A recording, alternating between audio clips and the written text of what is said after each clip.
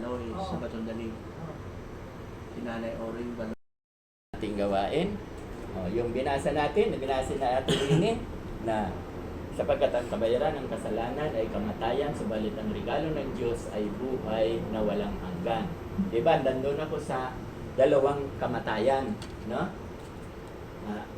Roma 6:23 po yung aming binasa.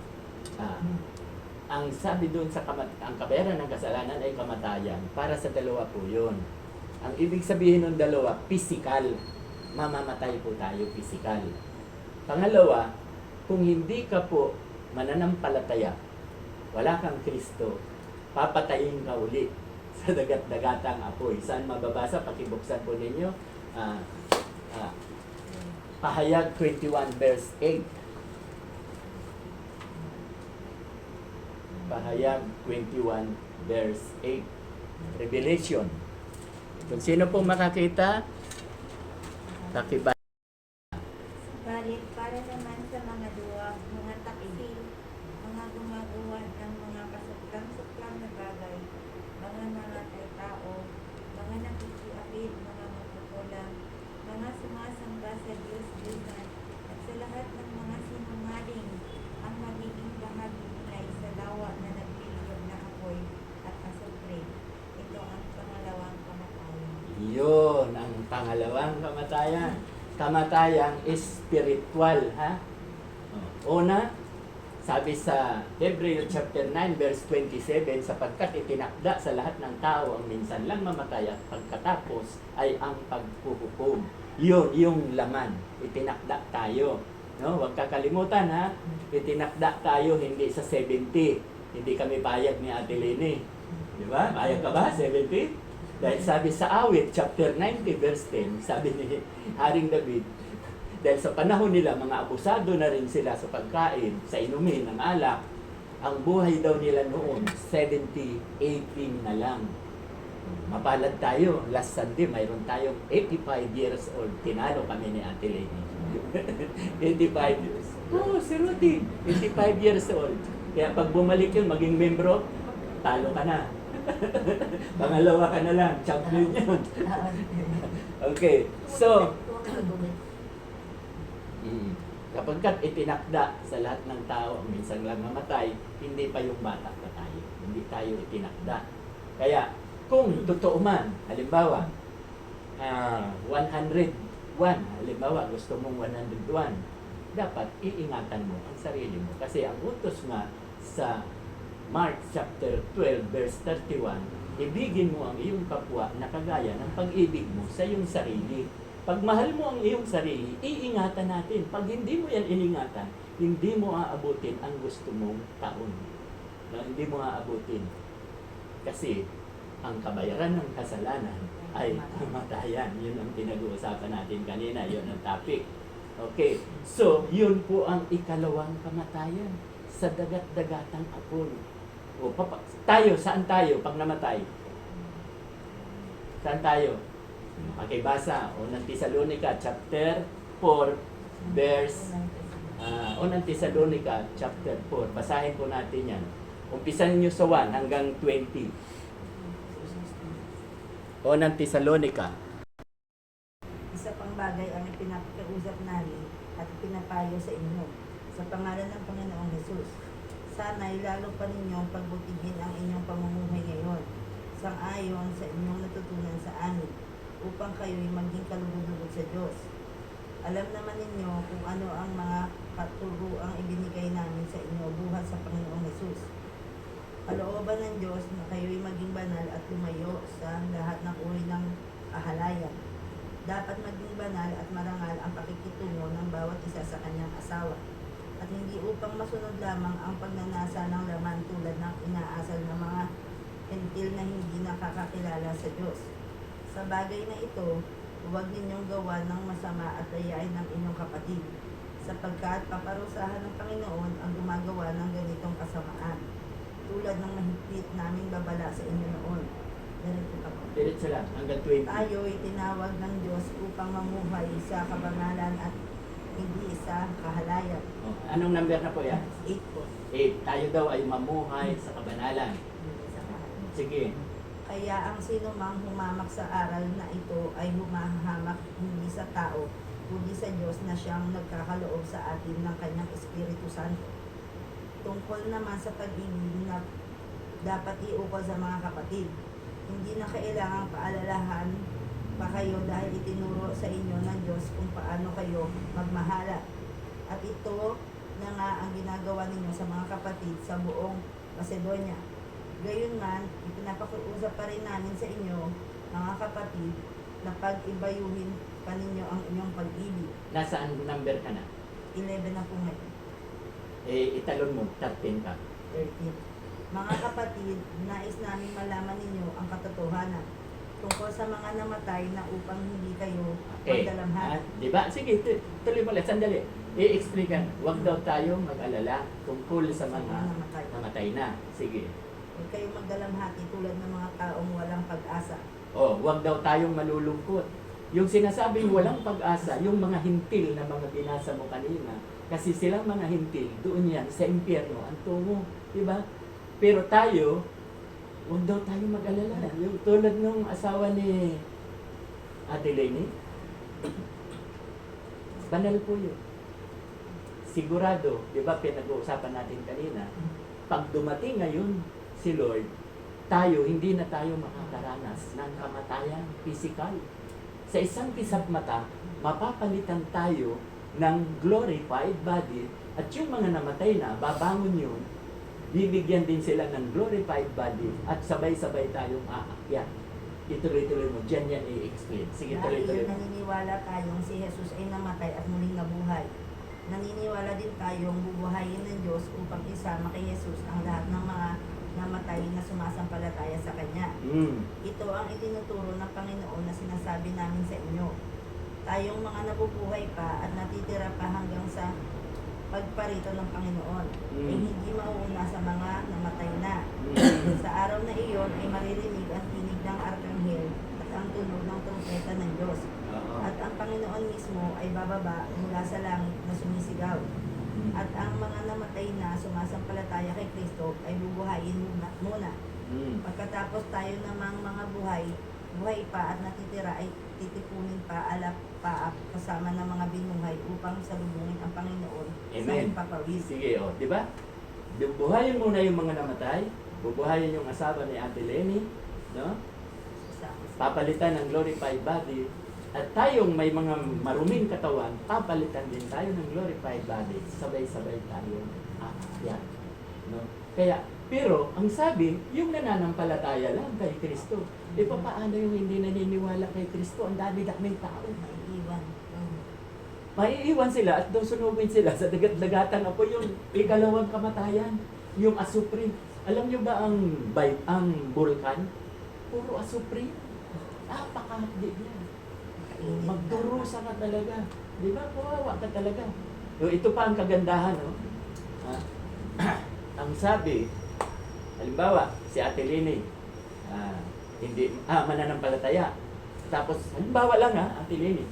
Tapos yung asawa niya namatay. Hindi mananampalataya. Ano ang tingin niyo? Ano ang tingin natin? Ipagpalagay Huwag muna yung totoo. O, edi maiiwan siya. Sinabi mo yan, Mapupunta siya. Sinabi mo yan. Babaguhin natin yan. Bible ang magbabago. Bible. Basahin nyo. Mateo chapter 7 verse sorry. Unang Corinto chapter 7 verse 13. Umpisahan nyo. Unang Corinto chapter 7 verse 13, 14. Pag sinabi ng Bible, paniniwalaan natin Pag sinasabi ko lang, hearsay, na hindi nababasa sa Bible, huwag niyong paniwalaan. Diba? Makinig kayo. Paniwalaan niyo lang pag nasusulat. Okay. Unang Corinto chapter 3 verse 13, 14, sorry. 7, 13, 14. Unang Corinto chapter 7. 13, 14. Kung ang isang Yan. isang babaeng sumasampalataya ay may asawang hindi sumasampalataya at nais ng lalaking magpatuloy ng pakikisama sa kanya, huwag siyang makipaghiwalay. Sapagkat ang lalaking hindi pa sumasampalataya ay tinatalaga sa Diyos sa pamamagitan ng kanyang asawa. At ang babaeng hindi pa sumasampalataya ay itinatalaga sa Diyos sa pamamagitan ng kanyang asawa. Kung hindi gayon ay magiging marumi sa paningin ng Diyos ang kanilang mga anak. Ngunit Okay. ang totoo, ang mga ito ay... Naunawaan niyo ba yan? Yung binasa niyo, paki-explain, paki-explika. Ang sabi diyan, halimbawa si Ate Lenny, may asawa, hindi mananampalataya. Ano ang sabi? Magiging, ano, parang magiging ano na rin siya. Niligtas. Maliligtas, magiging ano na. Magiging ano? Ipaliwanag ng gusto, ha? May isasama siya ng asawa niya. Ha? May isasama siya ng asawa niya. Medyo malabo kasi ang kuwan dyan. Sa English, maganda sa English. May isasama siya ng asawa. Sanctified sa English. Magdadamay. Sa ibang Tagalog, kuwan eh. Sa ibang ano po, sir, nakasulat sa inyo? Pakibasa. Parehas din po sa Ah, ano, 13 po, Oho. kung ang isang babaeng sumasampalataya ay may asawang di sumasampalataya at ibig nitong magpatuloy sa pakikisama sa kanya, huwag siyang makikipaghiwalay sapagkat ang lalaking hindi sumasampalataya ay nagiging marapat sa Diyos sa pamagitan ng kanyang asawa. Diba? Kaya, Ate Lenny, May kung isasama. ang asawa mo hindi mananampalataya, sa iba, sinasabi, banal. Pati yung asawa niya na hindi mananampalataya, banal. Mababasa yan sa Tagalog na iba. Okay. So, hindi mananampalataya yun. Tingnan nyo, banal. Pag sinabing banal, ligtas. No? Kasama. Dahil pag hindi banal yung asawa niya, ang sabi, yung mga anak, marumi din. Marumi din. Kasi marumi ang ama eh. So, marumi din. So, lahat, impyerno. Kaya nga, di ba, lagi kong sinasabi sa inyo, ang salvation simula kay Abraham, package deal. Anong ibig sabihin ng package deal? Asawa mo, ligtas, mga anak mo, ligtas hanggang kaapu-apuhan. Kasi yun ang pangako ng Diyos kay Abraham. So wala tayong magagawa. Promise is promise. At ang Diyos pag nangako, tutupad. Pag ang tao nangako, napapako. Kasi umutang lang kay Ate Lenny, hindi nagbabayad, napako na. Di ba? Bakit na naman si Ate Lenny ang example? Kasi puro pangako, di ba? Marami na nangangako. Ang pangako ng tao, laging napapako. Pero ang pangako ng Diyos, God is a promise keeper. Tutuparin niya yan. Kaya noon pa lang, sinasabi na si Abraham, ang asawa niya, hindi naman sinabi na si Sarah ay righteous. Pero dahil si Abraham ay righteous, ligtas si Sarah.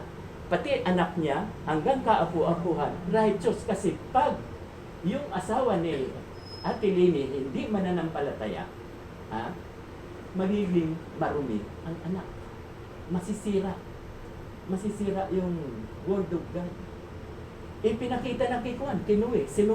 Sinuwi lang ang righteous, ang matuwid. Pero yung asawa niya, mga anak niya, pati manugang niya, naligtas. Hindi napahama. So, doon pa lang, ipinakikita na ang salvation is package deal. Mahirap paniwalaan. Pero, pag hindi tayo naniwala sa Bible, lugi ka.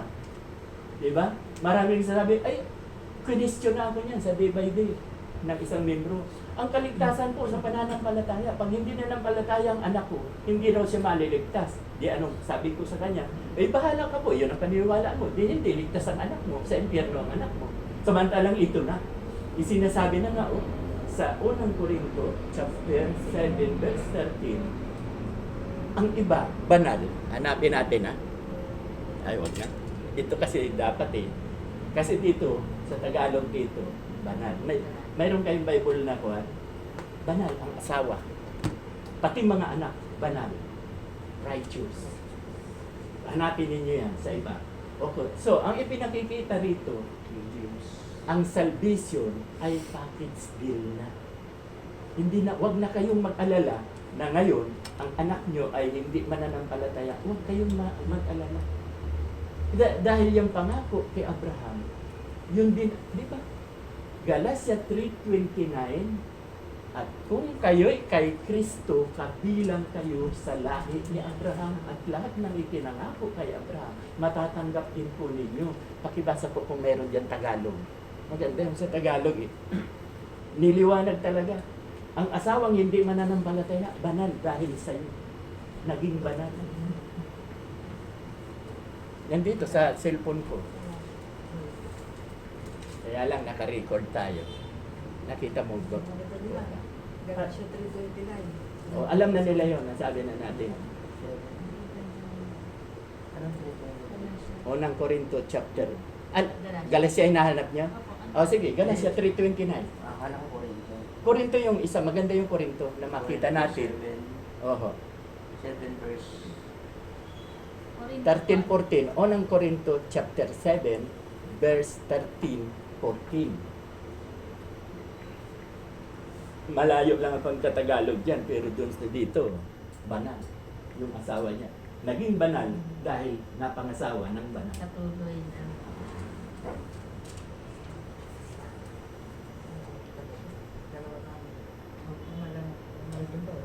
Ano kasi na yung maulan? May precedence kasi, kaya nangyari yan, masisira ang pangako kay Abraham. Yung sabi nga sa Galatia chapter 3 verse 29, at kung kayo kay Kristo, kabilang ka na sa lahi. O kaya sa English, if you belong to Christ, you are Abraham's seed. O, siya ang ating ama. Sa Tagalog, pakibasa sa iyo, Tagalog. Memoryado mo rin yan, pakibasa. At kung kayo kay Kristo, kayo yung mga lahi ni Abraham at kasama kayo tagapagmana sa pangako ng Diyos. Kita mo. So, tayo ngayon, lahi na ni Abraham. So, yung pangako sa kanya na maliligtas, sabi sa Roma chapter 11, verse 25 at 26, as it is written, all Israelite are saved. So, si Abraham po ay Israelita, Hudyo. At ang Hudyo rin po, nagpasimula ang Hudyo.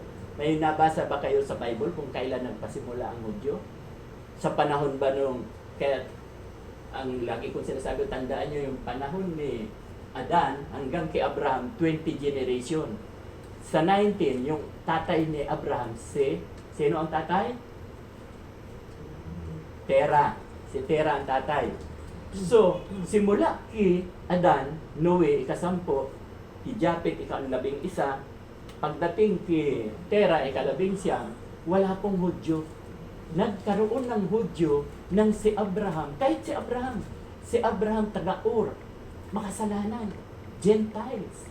Pero nang magmahal siya sa Diyos, binigyan siya ng bagong pangalan.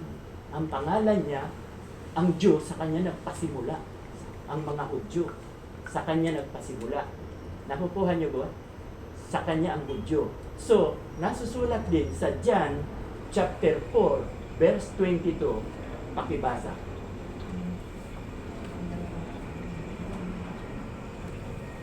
John chapter 4, verse 22.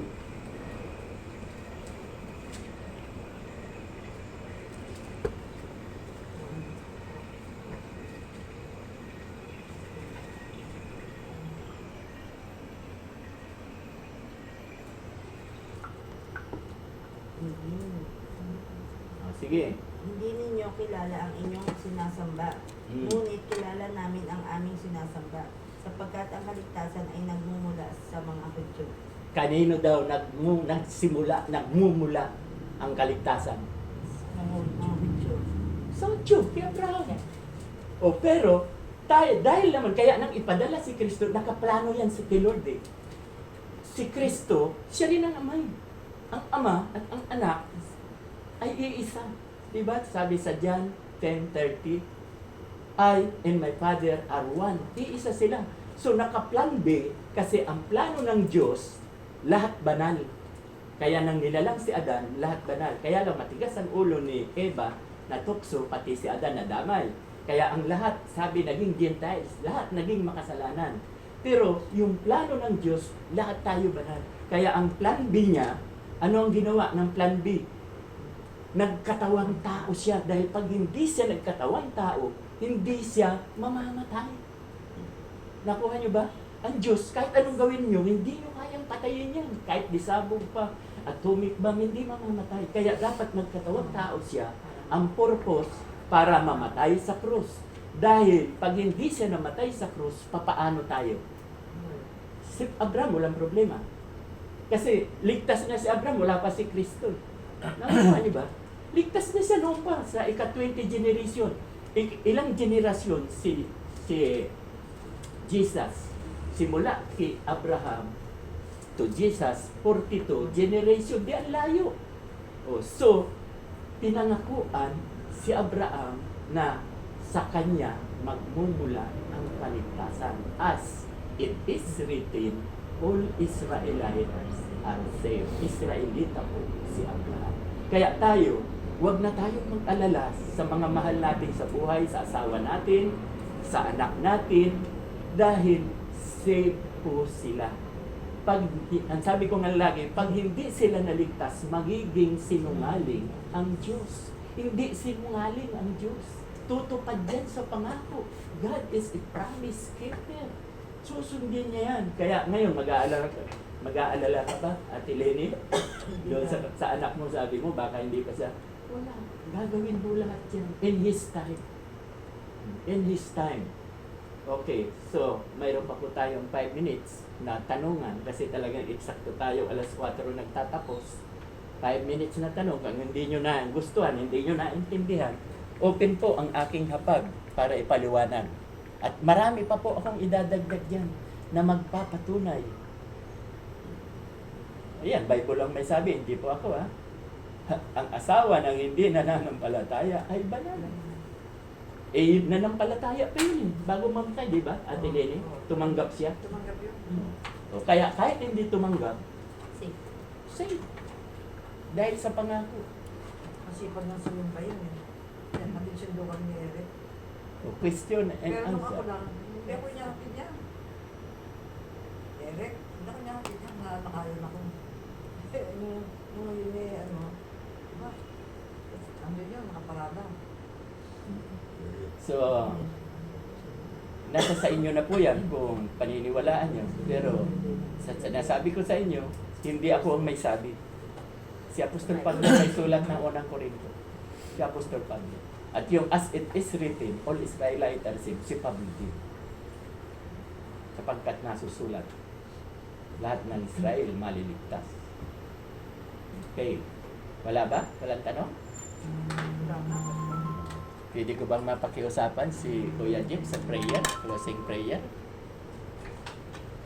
Ano sa closing prayer, yung dalawang apo ko nandun sa pilar.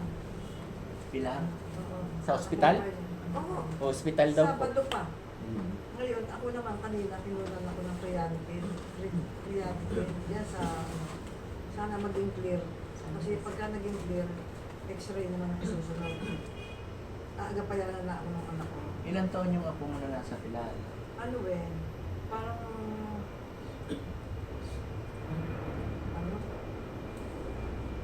second year high school na eh. Yung isa naman, already, grade ano ba? Bakit sila nasa hospital? Ha? Bakit? Yun nga, una, hindi lang pag-knockdown. Ang finding doon, bumababa yung grade level. Pero yung daw na dead yun, si Dr. Soriano, wala na siya si Dr. Soriano, nasa Amerika lang. Magbayo ng yung papaya, hindi papaya, yung papaya leaves. Kahit isang kutsara lang ang mainom, biglang tataas sa failure. Huwag lang ipakikita sa... Sige, siyempre. Sige po. Manalangin tayo. O aming Ama na nasa langit, kami po ay nagpupuri sa inyo sa pagkakataong ito. Salamat po dahil kayo, ang aming Panginoon, na laging handang makinig sa mga dalangin ng inyong mga anak, sa aming mga petition. Panginoon, salamat po sa oras na ito na natapos po ang pag-aaral ng inyong salita. Nawa ito po ay maging pundasyon ng aming pananampalataya sa inyo at maging malalim na pagkakilala. Panginoon, nais po namin itaas ang aming mga kapatid na may kahilingan. Si Ate Lenny po, yung kanyang dalawang apo, nasa hospital. Kayo po, Panginoon, ang kumilos ano man ang mga tinitik nilang gamot, Panginoon, ay magkaroon ng magandang resulta sa mga apo niya, Panginoon. Ikaw po ang siyang gumabay sa kanila. Pagpalain niyo po ang pamilyang ito na kayo ang siyang laging kumilos. Ngayon din po sa mga laboratory na resort para kay Ate Lenny. Kayo po, Lord, ang magpakita ng magandang result, Panginoon. Ano man ang mga tinitik nilang gamot, pagkain ay maging sanhi ng magandang resulta sa kanyang katawan. Panginoon, nais po namin idalangin sa inyo ang si Ate Beth, kayo po ang siyang kumilos sa kanyang karamdaman ngayon, Panginoon. Ipuin po ninyo siya, ipadaloy po ninyo ang pagalingan sa kanyang katawan. Ngayon din kay Ate Annalyn, ang aming pong kalalagayan, ang aming good health, Panginoon, ay kayo din po ang siyang kumilos sa amin. Kay Ate po, yung kanyang anak, yung complete healing, fast recovery, Panginoon, ay ibigay niyo sa kanyang anak. Ikaw po ang siya rin mag-extend ng pagpapala sa kanyang buhay. Mula po sa amin, si Ate Lisa, sa aming asawa, kayo po ang siyang magpala sa amin. Ano man ang aming mga dalangin na nagmumula sa aming bibig, na binibigkas ay magkaroon po ng katugunan mula po sa kapangyarihan ng aming Panginoon.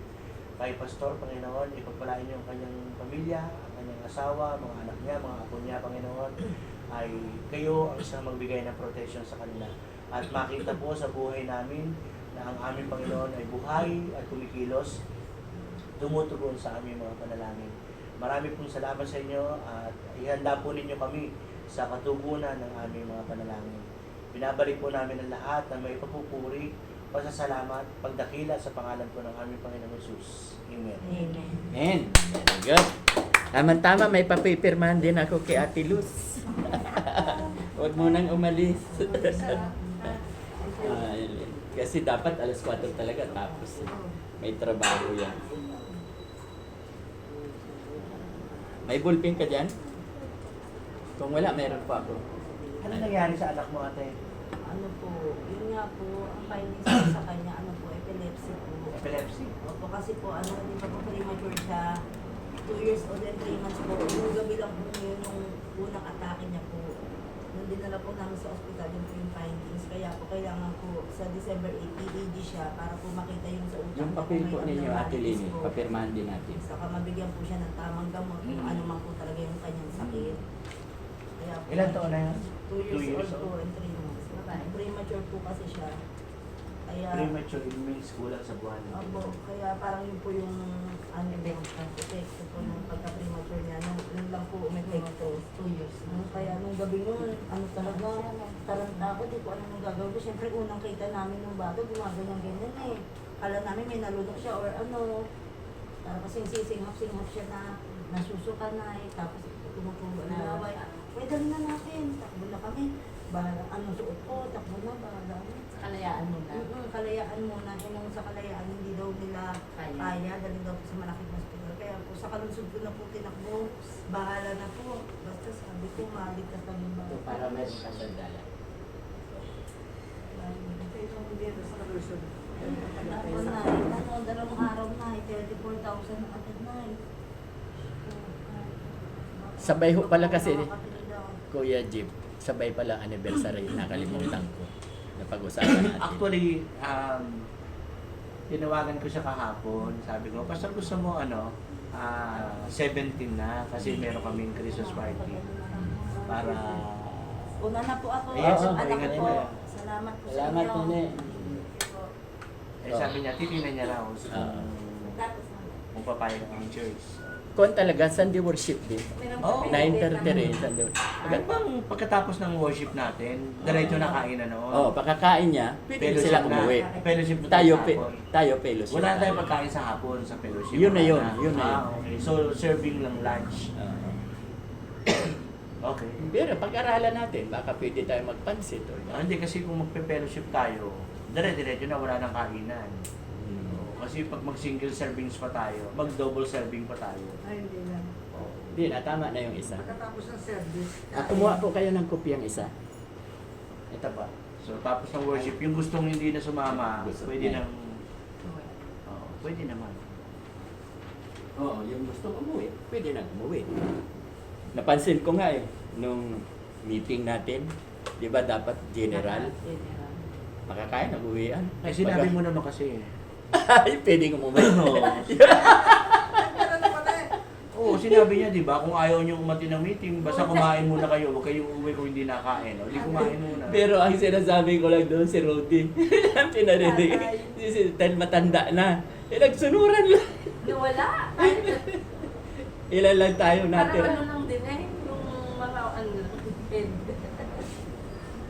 Maganda yung kwan. Gawa na kaagad. Naki Pastor Ed Lapis na dapat 700,000 ang pumasok. Mayroon isang target na makukuha yung 700. Kaya lang, sabi niya, deficit tayo ng 103,000. Dapat 803. Pero sa iba ako magpupuskating. Halimbawa, yung laptop, wag muna. 50,000 yun. At yung iba pa, doon magpupuskating. Ang mahalaga dyan, ang mission. Kasi ang totoong lagi sinasabi ni Kuya Jim, ang mission ang magbubuhay sa atin. Pag marami ng member, tayong tao, maraming Maraming magbibigay. mag-offering. Pero pag tayo lang din, wala. Hanggang ganun lang. hindi natin makukuha yung target goal. Kaya mission talaga ang kailangan. Sa iba, 60% ang binibigay sa mission. Sa Amerika, 40% lang natitira pang gastos. Sa atin, mali talaga yung 20%. Hindi okay na yung ating food. Oo, basta... Pera lang ang kailangan. Oo. Ay, Tsaka kung i-open natin to, may papakiusap nga pala ako. dadami yan, dadami tayo. Oo. Kasi kung mag-invite tayo, Oo, tama. dadami pa. Kaya ang gawin na lang natin, may waiter na lang para... Parang hindi. Parang hindi kanya-kanya sando. Oo. Tama. Kasi pag walang waiter yun, kanya-kanya. Oh, tama po yung sinabi nyo na dalawang waiter. Sayang na lang. Kailangan talaga ng dalawang waiter.